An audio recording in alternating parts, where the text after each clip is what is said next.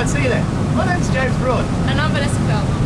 You may remember us from such previous historical events such as 9/11 The Bali bombings. and when seagulls attack.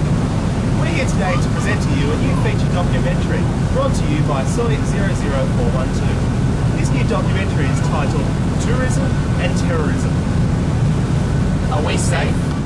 This documentary will take you on a journey to show the influence that terrorism has had and continues to have on the tourist experience. You may be wondering why we link terrorism and tourism within the same title. Unfortunately, the reality of tourism today is that terrorism greatly influences what the tourist does and why.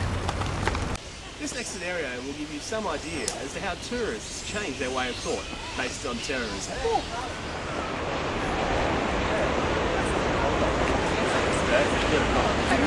Hi, how you doing? Sorry to interrupt. Where are you guys from? Are you on holiday or? Yeah, we're from England. Yeah. Oh, okay, alright. You mind answering a few questions for me? Yeah, not a problem. Great, thanks. How are you enjoying Sydney as a holiday destination? It's lovely, having a great time. First time overseas, so Yeah, it's been great. The weather's been awesome. as you can see. And so as this is your first time out of England, do you feel safe being so far away from home? Yeah, hasn't really been a question for me. I went to, the airports are always a little bit tense, but once you get through customs and whatnot, it's all good. Alright. What was your biggest safety concern while you were in Sydney? Probably just being mugged actually. We didn't really have too many safety issues. Yeah, robbery's always something you worry about, but wasn't really a concern.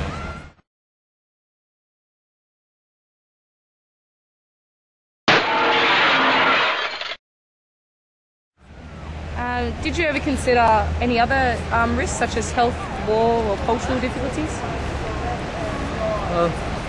Well, Australia's fairly westernised and, it's sort of, you feel fairly safe coming to a country that's so similar to ours. You drive on the right side of the road, so it's all good. And as a recent issue, have you ever considered the dangers of terrorism when you're in the city?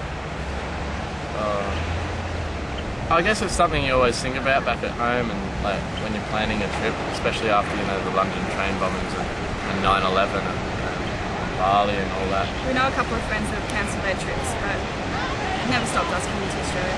Yeah. Probably wouldn't go to Bali anytime soon.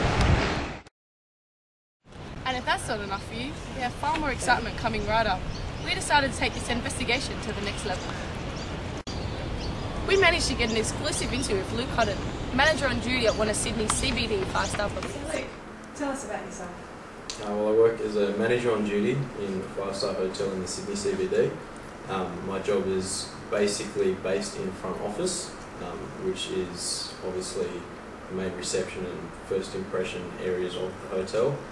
But it's also my responsibility to ensure daily operations of the hotel as well, so food and beverage outlets, as well as liaising with sales and our marketing teams, basically to ensure that the overall operations are carried out successfully for all our guests. So do you think that terrorism is now an issue in a five-star hotel in Sydney? I think that increasingly terrorism in hotels is becoming an important issue and certainly one that everyone needs to be aware of. I don't necessarily think that Sydney is a key target for a lot of terrorist activities, obviously because of a geographical situation as well as the fact that there are a lot larger economic and bigger demographic cities that are obviously major targets. But of course I think it's an issue that everyone needs to be aware of and make sure there's contingency plans in place. So have you changed any of the standard operating procedures in regards to terrorism? Yep, obviously we constantly update our procedures for any terrorist threats or attacks that we might get. We do have procedures that certain areas of the department are trained on, including how to handle bomb threat calls if you're in the phone room, evacuation procedures, everything like that.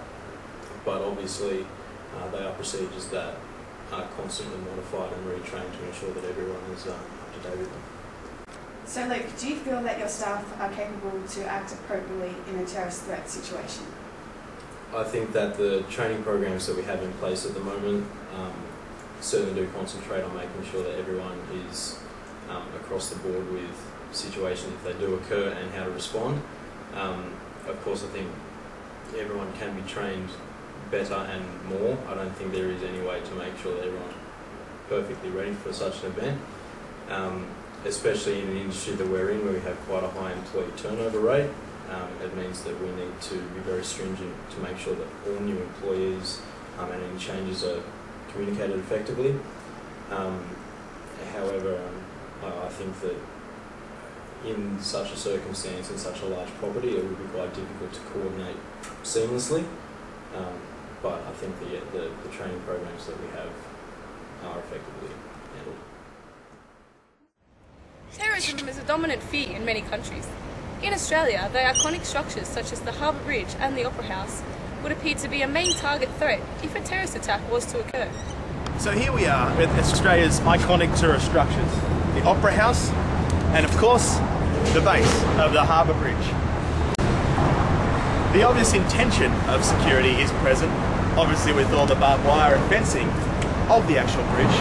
However, there is a lack of security where no physical officer is present, raising the question, Australia, are we safe? Oh, you're still here. I'm James Broad. And I'm Vanessa Falzon. Thanks for stopping by. You stay classy, Sydney.